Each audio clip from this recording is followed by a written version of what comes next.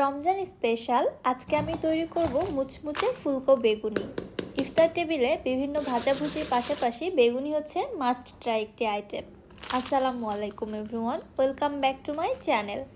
বেগুনি তৈরি করতে গেলে অনেকেই অনেক ধরনের সমস্যায় পড়েন। কারো বেগুনি ফুলতে চায় না, আবার ফুললেও বেগুনি ক্রিস্পি হয় না, একদম নরম ক্যাতক্যাতে হয়ে যায়, খেতে ভালো লাগে না। আজকে আমি গোপন ইনগ্রিডিয়েন্টস সহ এবং অসংখ্য টিপস সহ পারফেক্ট বেগুনি রেসিপিটি আপনাদের মাঝে শেয়ার করেছি।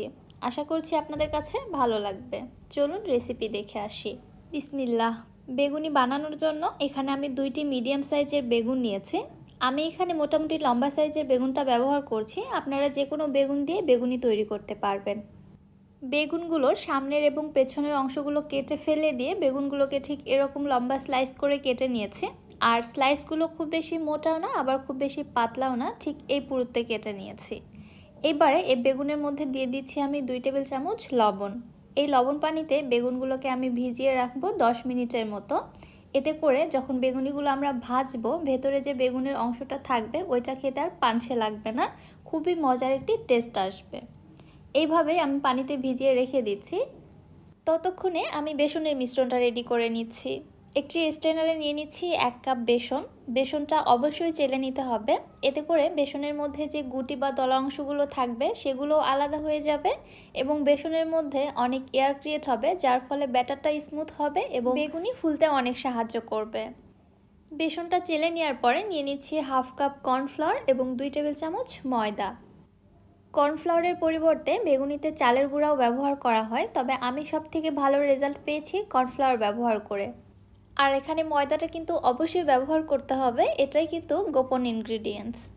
সব উপকরণগুলো চেলে নেওয়ার পরে একটি হ্যান্ড হুইস্ক দিয়ে আমি সব কিছু ভালোভাবে একসঙ্গে মিশিয়ে নিচ্ছি, যেন কোথাও দলা বা লাম্পস না থাকে। এইবারে আমি এর মধ্যে দিয়ে দিচ্ছি 1/2 চা চামচ রসুন গুঁড়া, 1/2 চা চামচ দিচ্ছি আদা গুঁড়া, 1/2 চা চামচ ভাজা জিরার গুঁড়া, 1 টেবিল চামচ শুকনা মরিচের গুঁড়া, 1/2 চামচ হলুদের গুঁড়া। সাথে আমি এখানে 1 চামচ লবণ দিয়েছিলাম স্বাদ মতো, যেটা ক্যামেরাবন্দি হয়নি।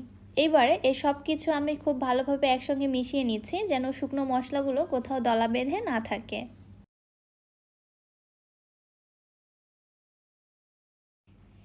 এইবারে নর্মাল টেম্পারেচারে থাকা পানি দিয়ে আমি বেসনের মিশ্রণটা তৈরি করে নিচ্ছি।